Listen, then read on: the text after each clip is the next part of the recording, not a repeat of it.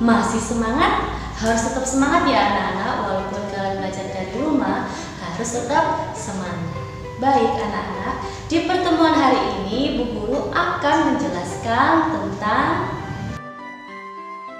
tema 1 pembelajaran 5. Baik anak-anak, coba perhatikan gambar berikut. Gambar berikut adalah gambar berseri atau gambar berurutan mulai dari gambar 1, 2, 3, dan 4. Coba diperhatikan.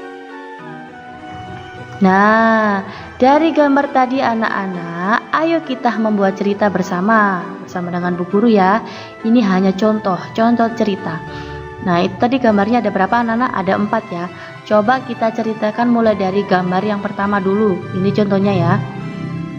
Andi, Benny, dan Ari sedang bermain pasir bersama di halaman. Dan gambar yang kedua, ceritanya seperti ini. Setelah bermain, mereka langsung makan. Sebelum makan, Andi mencuci tangan terlebih dahulu.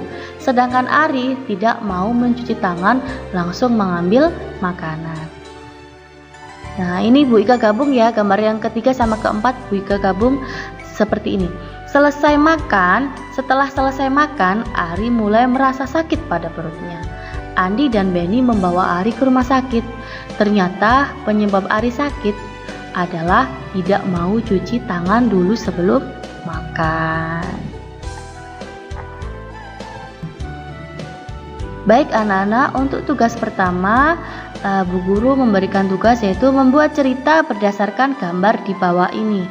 Nah, jadi kalian ceritakan seperti Bu Ika contohkan tadi, menceritakan gambar berseri atau berurutan ini. Ditulis di buku tulis, nanti difoto, langsung dikirimkan ke Bu Guru.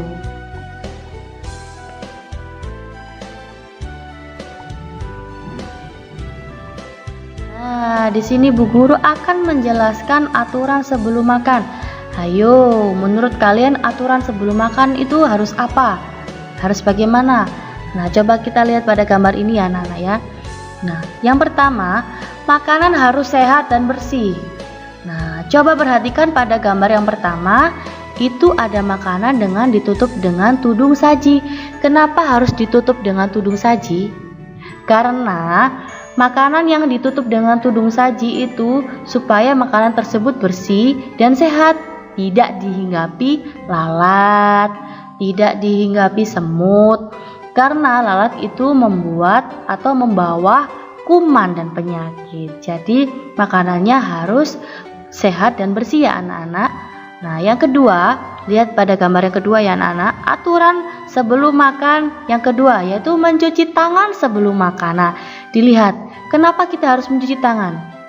Karena supaya bersih, karena kita tidak sengaja anak-anak sebelumnya, misalnya habis memegang pasir atau mainan di halaman rumah, habis megang barang-barang yang tidak bersih. Nah, jadi sebelum makan usahakan yaitu mencuci tangan sebelum makan. Dan untuk gambar selanjutnya anak-anak, dilihat ya yang gambar ketiga, aturan sebelum makan yaitu berdoalah sebelum makan ya. Berdoa itu adalah ungkapan rasa syukur kita kepada Tuhan karena sudah memberikan nikmat yaitu berupa makanan, kesehatan, minuman, dan lain sebagainya. Bagi anak-anak.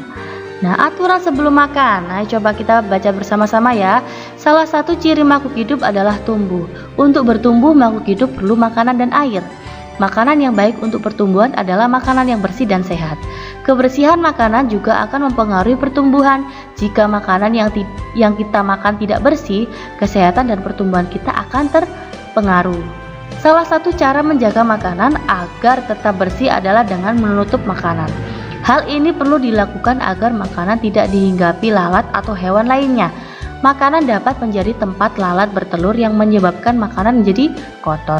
Selain menjaga kebersihan, kita juga harus berdoa sebelum makan. Berdoa untuk berterima kasih atas karunia yang diberikannya. Makan sesuai kebutuhan, menjaga kebersihan makanan, serta berdoa sebelum dan sesudah makan merupakan contoh sikap bersyukur. Sikap bersyukur merupakan pengamalan sila pertama Pancasila, yaitu ketuhanan yang Maha Esa.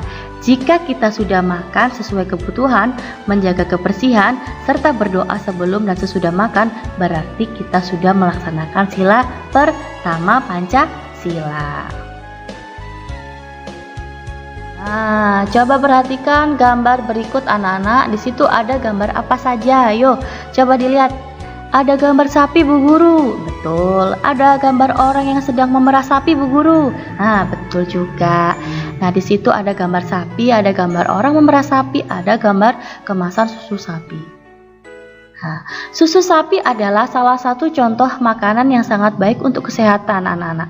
Beberapa perusahaan memproduksi susu sapi dalam bentuk kemasan kotak yang dapat dihasilkan beberapa perusahaan. Contoh perusahaannya ini. Nah, di situ ada 5 perusahaan anak-anak. Ada perusahaan A, B, C, D, dan E. Jumlah susu kemasan yang dihasilkan per bulannya juga beda-beda anak-anak setiap perusahaannya. Misalnya perusahaan A ada 1.200 kotak, perusahaan B ada 3.000 kotak, perusahaan C ada 4.800 kotak, perusahaan D ada 3.250 kotak, dan perusahaan E ada 2.200 kotak. Nah, baik anak-anak, di sini Bu Guru ada contoh soal ya. Coba kita selesaikan bersama. Nah, ini contoh soalnya. Berapa jumlah susu kemasan kotak yang dihasilkan oleh perusahaan A dan D? Nah, pertanyaan ini kira-kira diapakan? Jawabannya, cara menyelesaikannya diapakan? Ditambah atau dikurangi anak-anak? Ditambah ya, karena berapa jumlah susu kemasan kotak yang dihasilkan oleh perusahaan A dan D. Nah, cara menyelesaikannya sebagai berikut ya anak-anak. Perusahaan A menghasilkan susu sebanyak 1.200 kotak, sedangkan perusahaan D menghasilkan susu sebanyak 3.250 kotak. Nah, Bu, dulu siapa yang sudah pernah mengikuti materi penjumlahan dengan cara bersusun? Nah, pasti sudah pernah semua ya anak-anak ya, pada saat kelas 2 ya. Sudah diterangkan, sudah dijelaskan sama Bu Guru sebelumnya ya. Nah, coba kita hitung susun anak-anak penjumlahannya. Nah, 1.200 ditambah 3.250. Nah, ditambah ya. Jadi dihitung mulai dari angka yang paling belakang anak-anak kalau hitung susun itu ya. 0 ditambah 0 sama dengan berapa anak-anak? 0, betul. Kemudian berikutnya 0 ditambah 5 berapa? 5. Nah, sekarang 2 ditambah 2 sama dengan 4. Betul. 1 ditambah 3 sama dengan 4. Jadi jumlah kotak susu semuanya dari perusahaan A dan D adalah 4.450 kotak. Nah, baik anak-anak, langsung ke tugas yang kedua. Kalian selesaikan soal-soal berikut. Ada 5 soal, itu tadi dikerjakan seperti contoh yang Bu Guru terangkan sebelumnya tadi ya. Jadi tugas yang kedua ini ditulis di buku tulis. Nanti difoto seperti biasanya, kemudian dikirim ke Bu Guru. Alhamdulillah sampai di sini proses belajar kita hari ini anak-anak. Mudah-mudahan bermanfaat, mudah-mudahan ilmu yang Bu Guru berikan bermanfaat buat kalian semua. Dan apabila